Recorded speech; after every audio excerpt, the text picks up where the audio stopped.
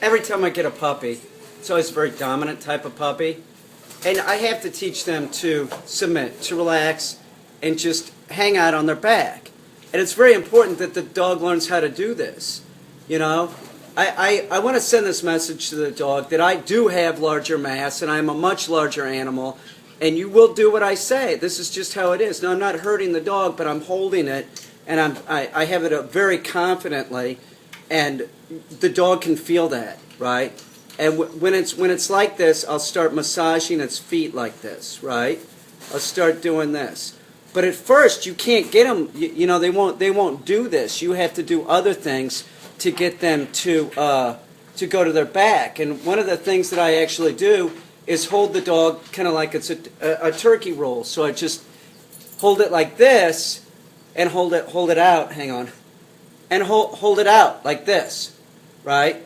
And you can see after a little bit that the dog starts getting used to and can feel that you have it. Now this is a very common thing that you would do with the pointer, right? Seriously, I don't know. This, you know, how I was raised. So you pick him up and you hold him like this, right? Look at how his tail is out and everything, sort of pointing, right? He's doing exactly what Tonka would do at the same age. This is not a pointer. This is a pit mix, but you could train him to be a pointer.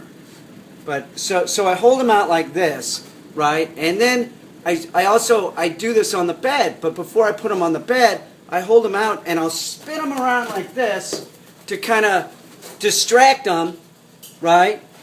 And then I kind of move them onto the bed, onto their back real quick. So it's something like this. It's one quick movement. Like this, right? And yeah, good boy. Now that's something else that I'll do with the puppy is spit in their mouth. Same type of thing. I'm telling the puppy that I'm in charge. Don't worry about it.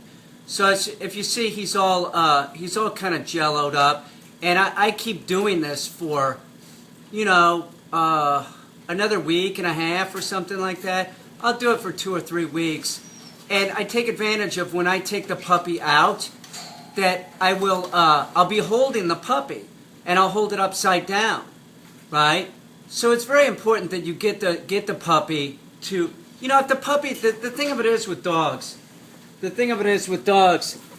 if they won't do something, that's the whole deal. You get them to do it, you know? That's it in a nutshell. It doesn't matter what the dog wants to do. It's what the human tells the dog to do, and you just make the dog understand that, yeah, it seems unusual, but, you know, you can do this, dog, you know? They can learn, but if you're just like so freaked out, like, oh, look, the puppy won't do it, maybe try the spin. But the whole trick is to be consistent and just keep doing it until the puppy submits, right? There's no other way to do it. You have to get the puppy to submit, and it's very true with like anything with the dog that you tell the dog to do. If you're training the dog or whatever, and it doesn't want to do it, you have to make it do it. It has to learn how to do it.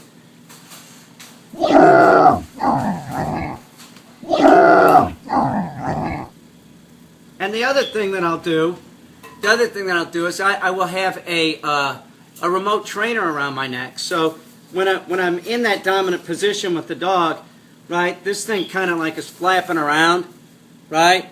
And it kind of distracts the dog, and the dog just gets used to this. So anyway, and one other thing, when I have him on the bed, I also make him roll over. So he gets used to doing that, and you can start putting in the command, roll.